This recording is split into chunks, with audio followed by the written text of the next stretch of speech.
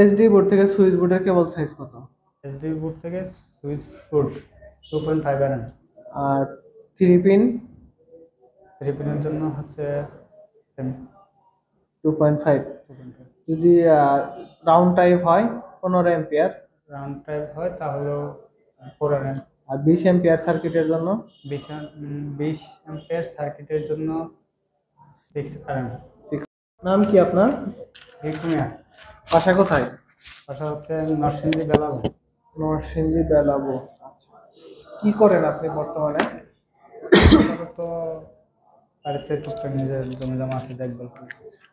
Electric কাজ করার অভিজ্ঞতা আছে আগের?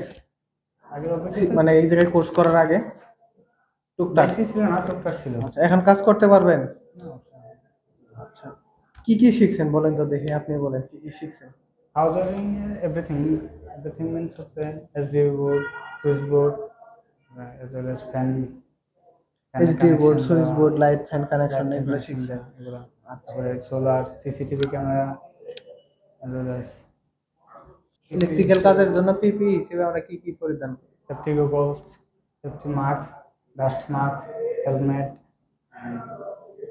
and gloves, safety gloves are shoes, safety shoes, safety vest, safety vest.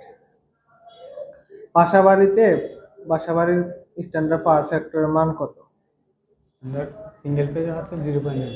0.9। আচ্ছা, বাংলাদেশের standard voltage, single phase standard voltage কত? 230। 230। আচ্ছা, সিঙ্গেল ফেজে আমরা সর্বোচ্চ কত কিলোওয়াট লোড চালাতে পারি? 7.5 kilowatt. 7.5 kilowatt.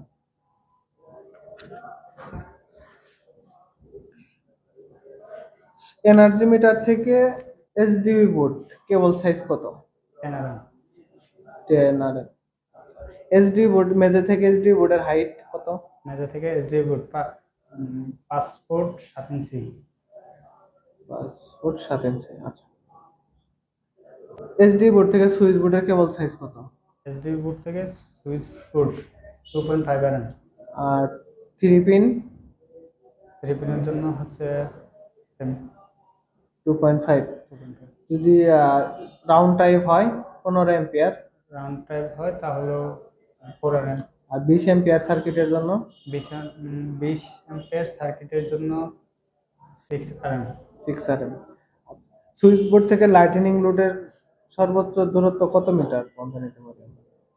100 foot 30 100 foot 30 metre. 30 metre standard হচ্ছে 30 মিটার। এটি কি 3 ফেজ মোটর না single phase? Single phase induction motor. এর ভিতরে কয়টা কয়েল আছে? এর ভিতরে দুইটা কয়েল, একটা স্টার্টিং একটা রানিং। দুইটা কয়েল আছে, একটা স্টার্টিং কয়েল আর একটা রানিং কয়েল। আচ্ছা, সিঙ্গেল ফেজ মোটর কি নিজে নিজে স্টার্ট নিতে পারে? আর নিজে নিজে নিতে পারে না, আর একটা ক্যাপাসিটর লাগায়। ক্যাপাসিটরের প্রয়োজন হয়। আচ্ছা, বাসাবাড়ির গ্রহণযোগ্য আর্থ রেজিস্ট্যান্সের মান কত? পাশাপাশি 1 ওহম। আর্থিং কেন করা হয়? আর্থিং হচ্ছে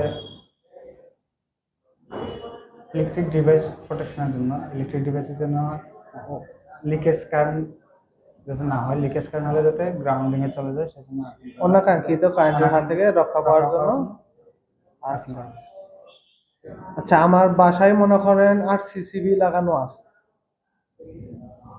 কিন্তু ফ্রিজের বডিতে লিকেজ কারেন্ট হওয়ার কারণে আমি ধরলে শক খাবো।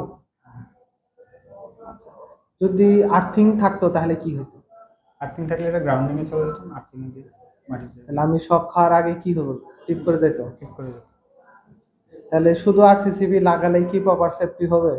না, আরসিসিবি না, সাথে আর্থিং সিস্টেমও আর্থিং সিস্টেম দিতে হবে, থাকতে হবে। আচ্ছা, আরসিবিওর কাজ কি?